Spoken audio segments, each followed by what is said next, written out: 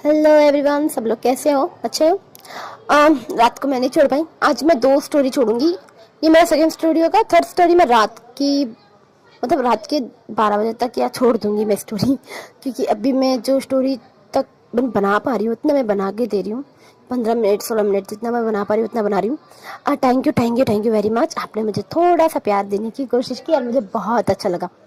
एक जन ने मुझे मैसेज करके कहा जी जी दीदी आप नेक्स्ट पार्ट भी लाओ। तो मैं ना उनको बहुत ज़्यादा शुक्रिया कहना चाहती हूँ क्योंकि आपको बहुत बहुत शुक्रिया क्योंकि आपने मुझे सपोर्ट किया।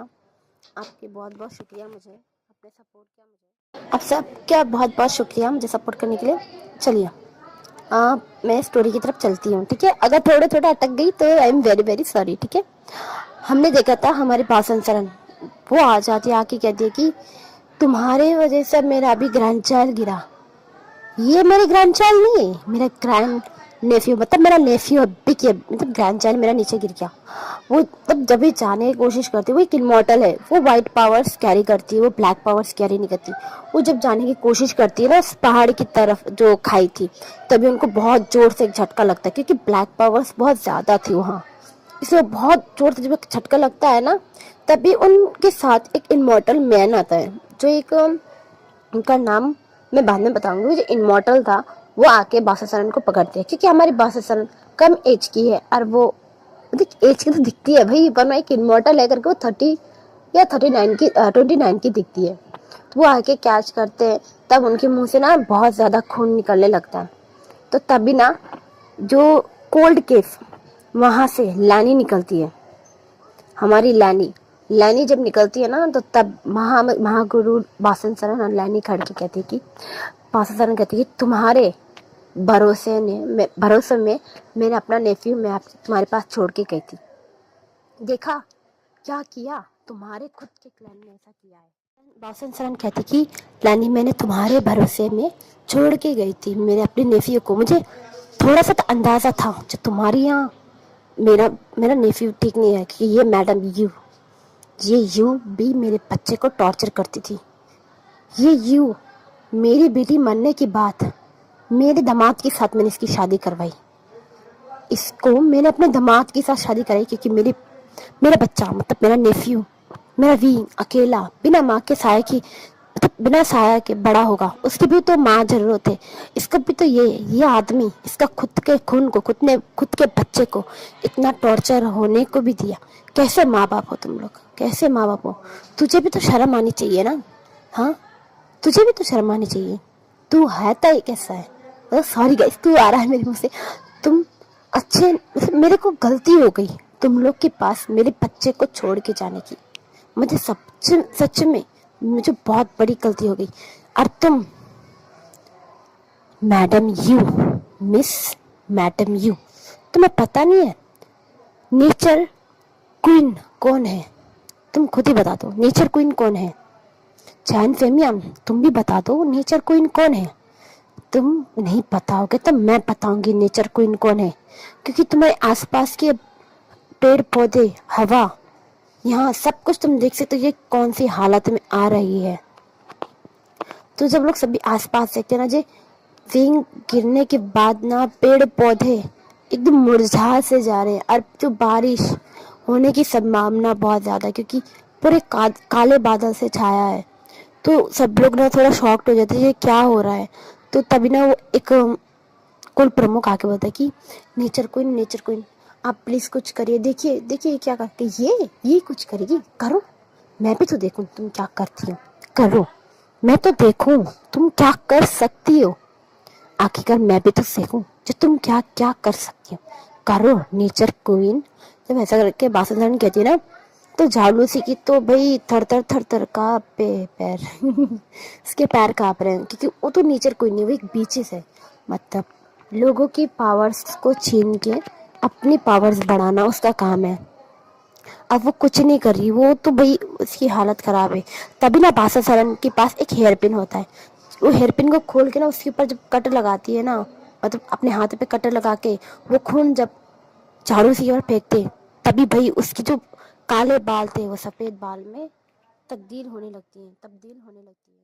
सब लोग मिलकर ना देखते हैं कि मतलब उस जाओ लूसी के बाल काले से सफेद होने लगे।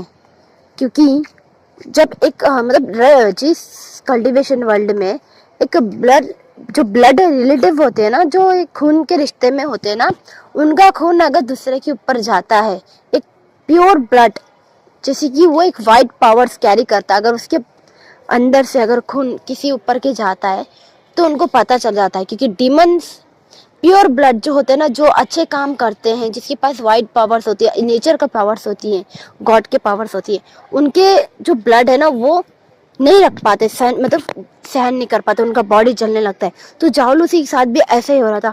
जाओ लूसी तड़प रही थी, चीख रही थी, बहुत जोर जोर से चीख रही थी।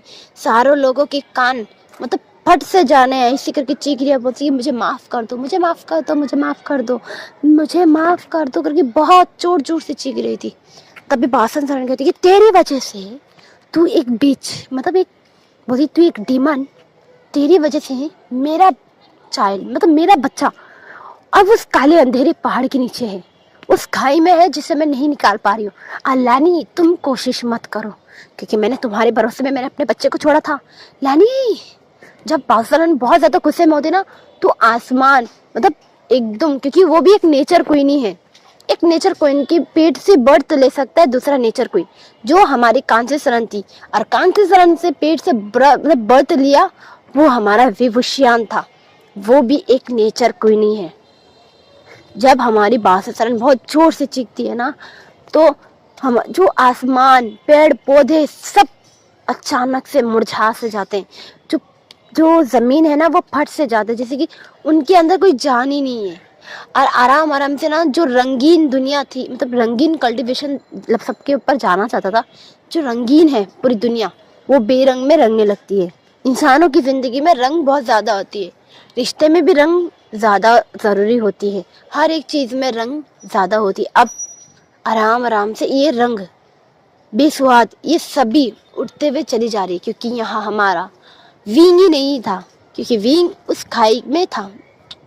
हो सकता है वो बच गया है या मर गया, ये किसी को नहीं पता, क्योंकि सब लोग सोच रहे कि इतनी ऊंचाई से जब गिरा है तो बचा नहीं होगा। और हमारी विंग को पता ही नहीं, जो वो एक नेचर क्वीन है, वो उसके ऊपर पास इतने पावर्स है, उसने अपने पावर्स को भी जाना नहीं था। और हमारे विंग्स के पास एक स्पेशल आइस थी जो उसकी मदर में थी, और वो है हमारे विंग के माथे में एक चिन्ह जो एक डायमंड का तरह था। और उस चिन्ह को हमारे विंग एक माथे में रॉकेट जो होते ना, हम लोग जो माथे में जो एक सेट पहनते ना, माथा की टिकली जैसी एक सेट पहनते ना, वैसा एक सेट उसके सर में हमेशा लगा रहता था। इसलिए कोई जानता नहीं था, सिर्फ लान वांगजी ने देखी थी, क्योंकि उनके साथ वो सब हुआ है भाई। तो आयुवान आया कहाँ से होगा, सब देखा है, लान वांगजी ने देखा है। तो तब ना हमारा बासन सरन फिर से कर्ज कर देती है उन सभी को, जो तुम लोग की दुनिया खुशहाल नहीं रहेगी कभी भी, ये दुनिया ये बेरंग में रंग जाएगी, तुम लोग की जिंदगी एक पत्थरों की जैसी जिंदगी रह जाएगी। तुम लोग जो हमेशा नाश करते हो ना, ब्लैक पावर से तुम्हारी दुनिया एकदम ढक से जाएगी।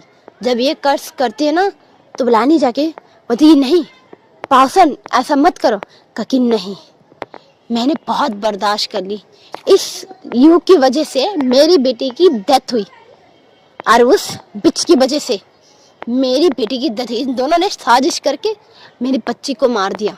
मैंने कुछ नहीं किया, क्योंकि मेरी बेटी ने मना किया था, जो उसको भी एक माँ का प्यार चाहिए। हो सकता है हमारे जो जैन फैमिली है ना, वो हमारी कांग्रेस से प्यार नहीं करते थे, वो सिर्फ एकदम इंटरेस्ट नहीं थे, क्योंकि उनकी रिश्ते की बात जो जैन फैमिली के फादर थे ना, वो चाहते थे क्योंकि बासन सरन के साथ उनकी रिश्ता करके कांसी सरन की शादी करी थी। और यहाँ जैन फैमिली को पता भी नहीं था जो बासन सरन की बेटी थी कांसी सरन। उनको पता है ये एक रास्ते से उठाई हुई एक औरत है जिससे उसकी शादी करा रहे उसके पिता, क्योंकि वो थोड़े लफंगे टाइप के थे। हमारे जैन फैमिली थोड़े लफंगे टाइप के थे, उनको रास्ते में लाने के लिए उन्होंने शादी करवाई। पर वो तो मैडम यू से प्यार करते थे। उनके घर में वो हमारे जो विंग पैदा होने से पहले उनके 2 बच्चे थे, जैसे कि आचिंग और यानली तो विंग से बहुत प्यार करती थी, उसके ऊपर जान उठाती थी। पर आचिंग उसकी माँ की बातें सुन सुन के विंग के ऊपर उसकी नफरत बढ़ती जा रही थी। जब ये सब पता चला जो बादशाह सरन ने जो जो कहा तो सभी को ना बहुत रोना आया, क्योंकि उनके हर एक आंसू से पानी निकलने लगे।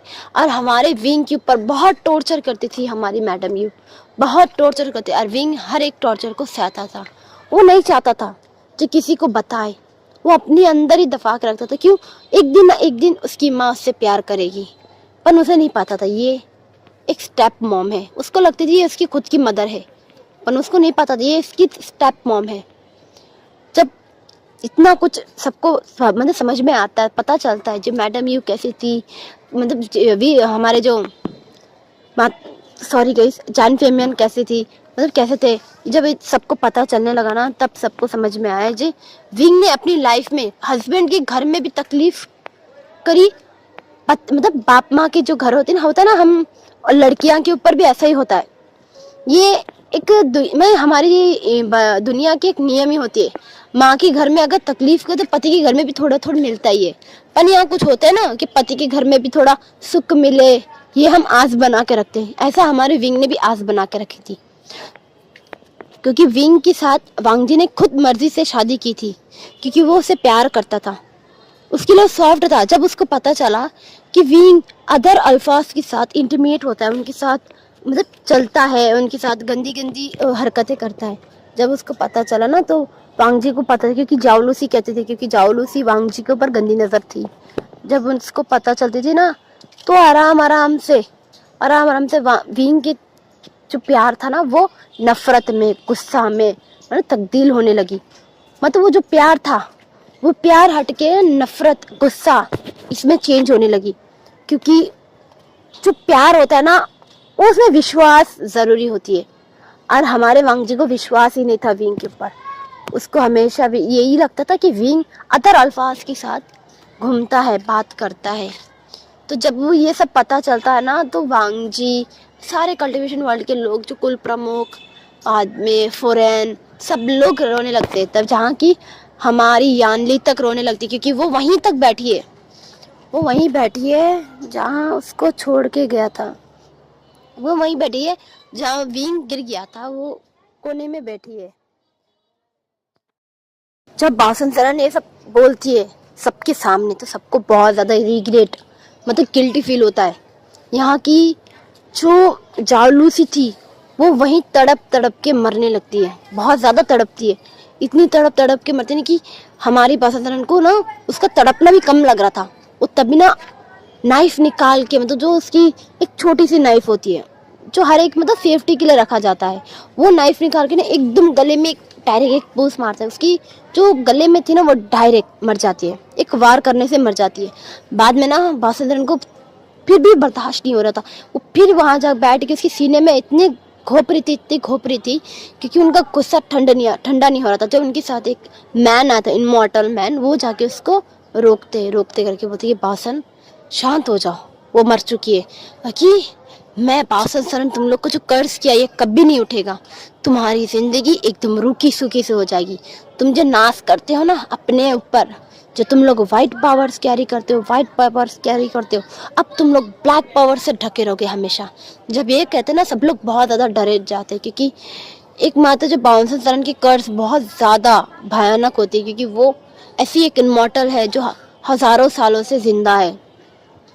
जब ये इमॉर्टल के मतलब इतना बड़ा श्राप सुना ना, तो लैनी आ जाती है, बोलती बासन ये तुम क्या कह रही हो, कि बोलती मैं सही कह रही हूँ। बोलती बासन तुम रिलैक्स हो जाओ, तुम ठंडे दिमाग से सोचो तुमने ये क्या कह दिया। बोलती कि तुम्हें क्या लगता है जो मैं जो कह रही हूँ वो सच नहीं होगा?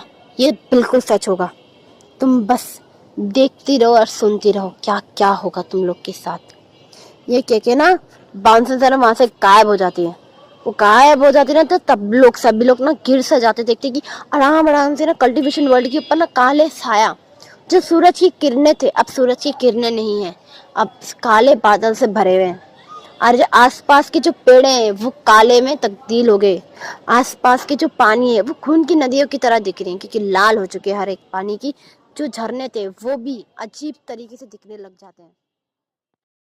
तब बासुसरन तो चली जाती है, लैनी सिर्फ वहां रह जाती है। लैनी कहती है कि गाइस अभी के लिए इतना ही, अब मैं रात के 12 बजे एक स्टोरी छोड़ूंगी, ठीक है, बाय।